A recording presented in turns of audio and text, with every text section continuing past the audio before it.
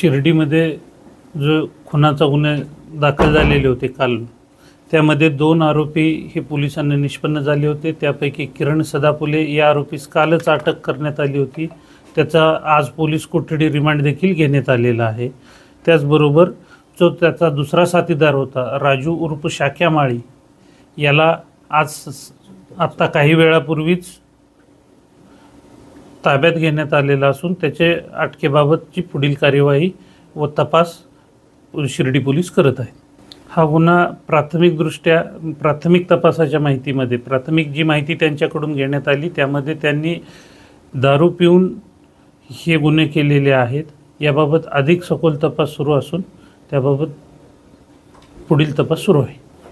दुसरा आरोपी हा काल सकाळपासूनच पोलिसांना चकवा देत होता। तो शिर्डीच्या आसपास भागातील जे काटवण आहेत, त्याचबरोबर वेगवेगळी शेत आहेत, त्या ठिकाणी लपून छपून वावरत होता। या ठिकाणी स्थानिक गुन्हे शाखा, शिर्डी पोलीस स्टेशन व SDPO ऑफिस शिर्डी या ठिकाणचे विविध टीम ह्या काम करत होत्या।